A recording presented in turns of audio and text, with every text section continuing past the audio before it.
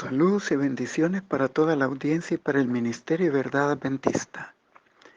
Agradecemos a Dios que nos da la oportunidad de estudiar juntos la lección número 6 titulada Las raíces de Abraham.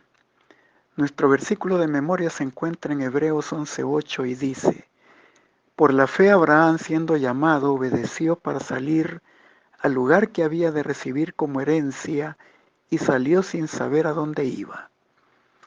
En el estudio del Génesis partiremos desde la época en que los habitantes de Babel fueron esparcidos por toda la tierra y nos concentraremos en el llamado de Dios a Abraham a salir de su tierra y parentela, a romper con su vida anterior de costumbres y tradiciones e ir rumbo a Canaán. Hechos 7, versos 2 y 4, Génesis 11, 31 y 12, verso 5. El llamado hecho a Abraham presenta de forma más contundente el principio de separación entre los hijos de Dios y los hijos de los hombres. Tuvo que abandonar su pasado, sus vínculos familiares, su civilización y costumbres, y todo esto sin tener una evidencia acerca de su futuro. Génesis 12:1. Él mantuvo su fe y confianza inalterable en Dios y por este testimonio se le confieren los títulos como el amigo de Dios, Isaías 41:8, y el padre de la fe, Romanos 4:16.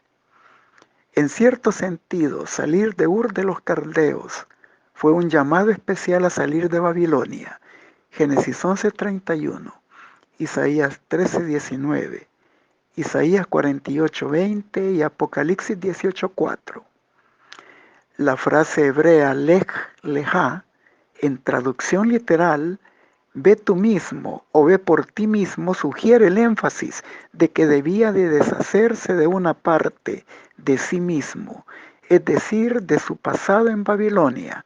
Por lo tanto, Abraham se convierte en un inmigrante por causa del llamado de Dios y sale de su tierra rumbo a su destino. El llamamiento especial no fue exclusivo para el patriarca, sino para todos aquellos que por la fe en Jesucristo forman parte de su linaje. Gálatas 3:29. Y ante ese supremo llamamiento, ¿qué parte de ti mismo debes abandonar para saber con seguridad que has salido de Babilonia? Nuestro estudio se centrará en 4 temas relacionados con el llamamiento de Abraham de parte de Dios. 1. El llamado a salir. 2. Abraham y Faraón. 3. Abraham y Lot. Y 4. Abraham y Melquisedec, finalizando siempre con las aplicaciones pertinentes. Comencemos. El llamado a salir. Génesis 12:5 dice: tomó pues Abraham a Sarai su mujer y a Lot, hijo de su hermano, y a todos sus bienes que habían ganado y las personas que habían adquirido en Harán, y salieron para ir a la tierra de Canaán, y a tierra de Canaán llegaron. Entre Génesis capítulo 9 y capítulos 11 y 12 nos ubicamos en el llamamiento de Abraham. Dios decide revelarle sus propósitos de bendecir todas las naciones mediante su simiente, Cristo Jesús. Génesis 12:7 y Gálatas 3:16. En Génesis 12 del 1 al 3 se encuentra el proceso del llamamiento de Abraham, que comienza con una orden, seguida de una promesa y finalizando con una bendición.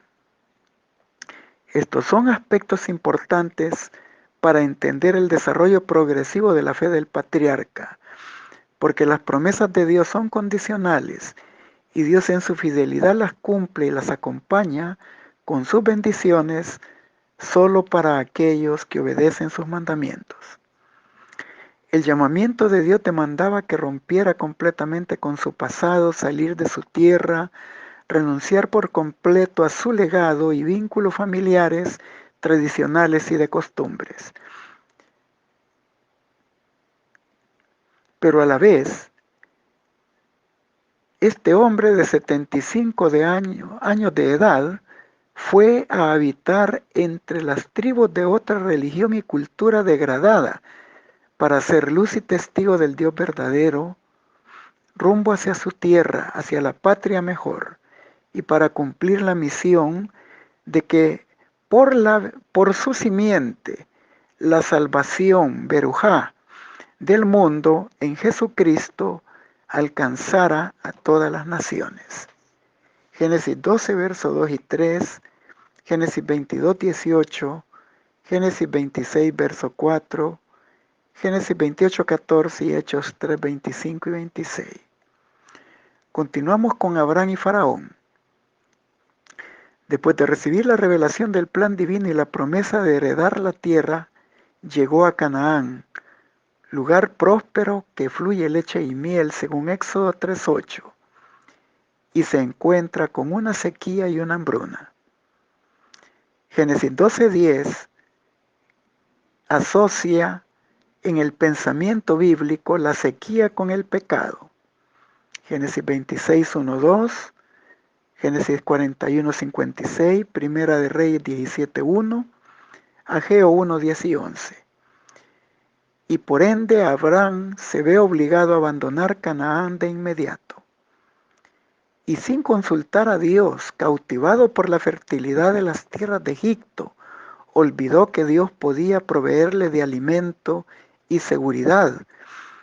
La tentación de Egipto fue recurrente para los israelitas, Números 14:3 y Jeremías 2:18, y llegó a simbolizar a la humanidad que, deslumbrada por los beneficios temporales, no pone su confianza en Dios.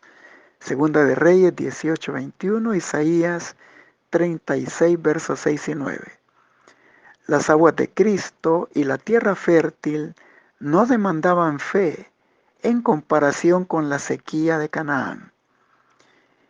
Por su parte, Génesis 12 del 11 al 16 indican que además de falta de fe en Dios, Abraham se valió con astucia de la hermosura de Sara, su esposa y a la vez medio hermana, y le pide no mencionar su compromiso delante del faraón de Egipto para recibir beneficios y una dote nupcial, llevando a Sara a su palacio y poniendo en riesgo la seguridad de ambos.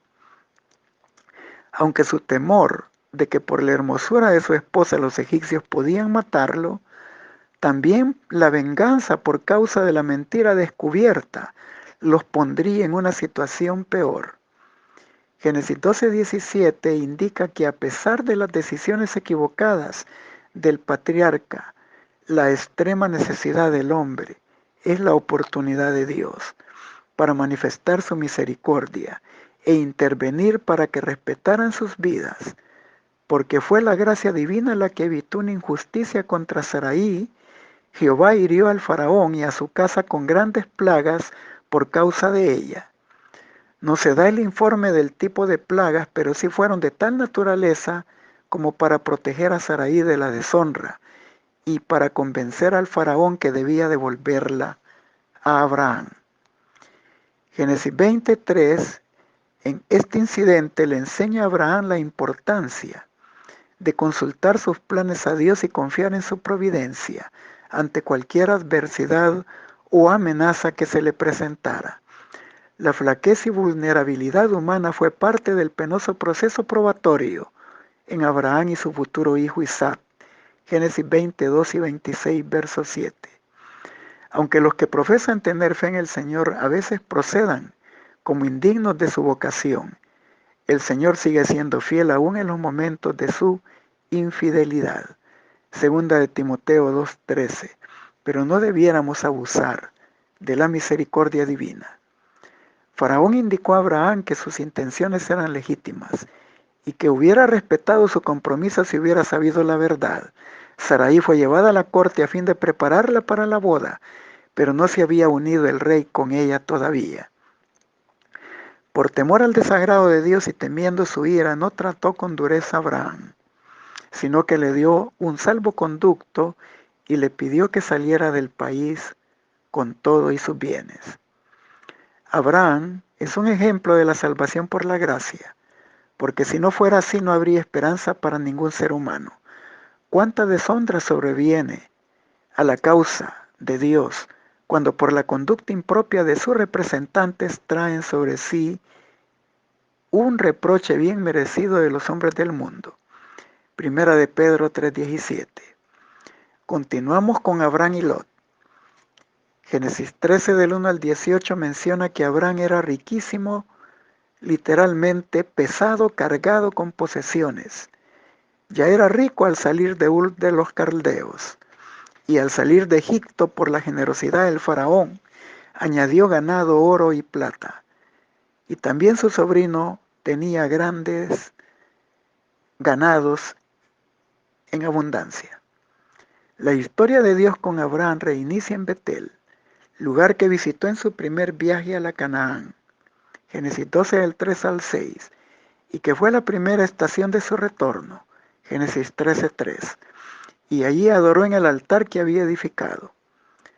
Cada lugar donde moró Abraham quedó señalado por los altares que edificó, y los viajeros al pasar por esos lugares aprendían del Dios verdadero y adoraban también a ese bendito Dios. Abraham se arrepiente y se reconecta con Dios y en busca de la paz permite a su sobrino Lot elegir el uso de la tierra sin ninguna mezquindad. Génesis 13 del 9 al 10. Lot en su codicia vio las ventajas temporales de la llanura bien irrigada y se estableció allí. Génesis 13, verso 10 y 11, sin tomar en cuenta la mala reputación de sus vecinos de Sodoma. Génesis 13:13. Abraham ya había recibido Canaán por la gracia de Dios, y después de su separación de Lot, Dios le pide que la contemple. Alza ahora tus ojos y mira desde el lugar donde estás hacia el norte, el sur, al oriente y al occidente, porque toda la tierra que ves la daré a ti y a tu descendencia para siempre. Génesis 13, 14, 15. Luego le invita a recorrerla como un acto de apropiación. Levántate, ve por la tierra a lo largo de ella y a su ancho, porque a ti la daré. Génesis 13, 17. Abraham es un ejemplo que debería inspirarnos a ser amables y generosos con los demás, incluso con aquellos que nunca lo harían con nosotros. Génesis 14 del 1 al 17 registra también la primera guerra en las Sagradas Escrituras, donde se involucran reyes de 9 naciones, se revelan las coaliciones y los móviles de la invasión, la agresión, utilizados en guerras modernas aún. La guerra es parte del conflicto entre el bien y el mal y trae dolor y sufrimiento. Esta guerra afectó a Lot, quien fue llevado cautivo junto con sus bienes. Este fue el primer anuncio de que todo lo acumulado atrás, en aras de la ambición y codicia, estaba casi perdido. Este es el salario del diablo a los que se dejan guiar y engañar por sus engaños. Cristo dijo, el ladrón no viene sino para hurtar, matar y destruir. Juan 10:10. Años más tarde el segundo anuncio sería la destrucción por fuego eterno de Sodoma, donde lo perderían todo, y solo por la misericordia divina conservarían sus vidas. En esta primera guerra las naciones airadas violan la soberanía de otras naciones y no respetan los límites de habitación establecidos por Dios. Deuteronomio 32:8 y 27:17. Hay invasión y usurpación, y lo principal de todo es que a las naciones se les olvida que el dueño legítimo de la tierra es Jehová Dios. Levítico 25:23 y Salmo 24:1. Dios le enseñó a Abraham que la tierra no se adquiriría mediante la fuerza, ni de las armas, ni de las estrategias políticas. Abraham intervendrá en este conflicto motivado únicamente por salvar el destino de su sobrino Lot. Génesis 14 del 12 al 13. Abraham ataca solo el campamento donde Lot estaba prisionero y le salva a él y al rey de Sodoma. Y testificó de los valores que regían su vida al no tomar ninguna parte del botín. Y la gente aprendió algo acerca del Dios a quien él servía. ¿Qué tipo de influencias tienen nuestras acciones sobre los demás? ¿Qué tipo de mensaje enviamos sobre nuestra fe con nuestros actos? Continuamos con Abraham y Melquisedec. Génesis 14 del 18 al 24 y Hebreos 7 del 1 al 10 son pasajes que nos ubican en el encuentro entre Abraham y el personaje enigmático llamado Melquisedec, el rey de Salem y el sacerdote del Dios Altísimo que bendijo a Abraham dándole pan y vino y a quien el patriarca le entrega con alegría y gratitud los diezmos de todo. Melquisedec no era Cristo, sino la voz de Dios en el mundo, el representante del Padre. Y a través de todas las generaciones del pasado, Cristo ha hablado, ha guiado a su pueblo y ha sido la luz del mundo. Review and Herald, 18 de febrero de 1890. Comentario bíblico de Elena de White, tomo 1, páginas 1106 y 1107. Estos pasajes bíblicos contrastan el significado del rey de Salem, hebreo Sedec, justicia, paz, refiriéndose a Melquisedec, con el significado de Berá, en maldad, rey de Sodoma, y Birsá, en iniquidad, rey de Gomorra, para darnos un mensaje del importante predominio de la justicia y de la paz en lugar de la maldad y la destrucción de la guerra. Génesis 14:2. Génesis también nos da, en relación con Melquisedec, la primera referencia al sacerdocio del Antiguo Testamento. Génesis 14:18 y Hebreos 7:1. Y a quien le dio Abraham los diezmos de todo, Génesis 14:20, en reconocimiento que Dios es el creador, el poseedor de los cielos y de la tierra. Génesis 14:19, Reina Valera actualizada. Hebreos 7 del 2 al 6 y Génesis 28:22. Asociado con el sacerdocio está el uso del pan y del vino en el Antiguo Testamento, que eran tomados de los productos agrícolas que proveía Dios en abundancia y de los cuales ellos devolvían su diezmo. Deuteronomio 7:13, Segunda de Crónicas 31:5, Deuteronomio 14, verso 23. Devolvemos el diezmo porque ya hemos recibido de Dios en un ciclo constante. Primera de Crónicas 29:14, pues todo es tuyo, y de lo recibido de tu mano te damos. Y con la plena convicción devolvemos a Dios la parte que Él consagró para su obra al darnos su bendición. Levítico 27, versículo 30. Finalizamos con las aplicaciones pertinentes. Antes que Dios pudiese usarlo, Abraham debía separarse de los asociados anteriores, a fin de no ser dominado por la influencia humana y dejar de fiar en la ayuda humana. La incondicional obediencia de Abraham fue uno de los casos más notables de fe y confianza en Dios que se encuentran en los anales sagrados. Los mensajeros de Dios necesitan hoy una fe y una confianza como la que tuvo Abraham, pero muchos de aquellos a quienes el Señor podría usar no quieren avanzar oyendo y obedeciendo su voz sobre todas las demás. El Señor haría mucho por sus siervos si ellos estuvieran completamente consagrados a Él, estimando sus servicios por encima de los vínculos, de la parentela y de toda otra asociación terrenal. Testimonios para la Iglesia, tomo 4, página 515 y 516. Cuando Lot se trasladó a Sodoma, la corrupción no se había generalizado y Dios en su misericordia permitió que brillaran rayos de luz en medio de las tinieblas morales. Cuando Abraham libró a los cautivos de los elamitas, la atención del pueblo fue atraída a la verdadera fe. Abraham no era desconocido para los habitantes de Sodoma, y su veneración del Dios invisible había sido por a ellos objeto de ridículo, pero su victoria sobre fuerzas muy superiores y su magnánima disposición acerca de los prisioneros y del botín despertaron la admiración y el asombro. Mientras alababan su habilidad y valentía, nadie pudo evitar la convicción de que un poder divino le había dado la victoria y su espíritu noble y desinteresado, tan extraño para los egoístas habitantes de Sodoma, fue otra prueba de la superioridad de la religión a la que honró por su valor y su fidelidad. Historia de los Patriarcas y Profetas, página 136, versión electrónica. Cada acto de nuestra vida afecta a otros para bien o para mal. Nuestra influencia tiende hacia arriba o hacia abajo. Los demás la sienten, obran de acuerdo con ella y la reproducen en mayor o menor grado. Si por nuestro ejemplo ayudamos a otros a adquirir buenos principios, les impartimos poder de obrar el bien. A su vez ellos ejercerán la misma influencia benéfica sobre otros, y si así ejercemos sobre centenares y millares de personas nuestra influencia inconsciente. Testimonios para la Iglesia, tomo 2, páginas 120 y 121. Los que están verdaderamente convertidos son llamados a hacer una obra que requiere dinero y consagración.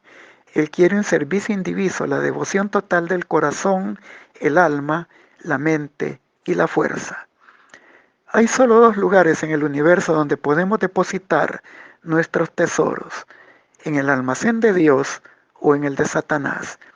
Y todo lo que no se dedique al servicio de Dios se cuenta como si estuviera del lado de Satanás para fortalecer su causa. Cada día con Dios, página 301. Así como recibimos continuamente las bendiciones de Dios, así también debemos de dar constantemente. Cuando el benefactor celestial deje de darnos, solo entonces se nos podrá disculpar porque no tendríamos nada para compartir. Dios nunca nos ha dejado sin darnos evidencia de su amor, porque siempre nos ha rodeado de sus beneficios. Consejos para Mayordomía Cristiana, página número 20. Les deseo un feliz sábado en la presencia del Señor y múltiples y abundantes bendiciones.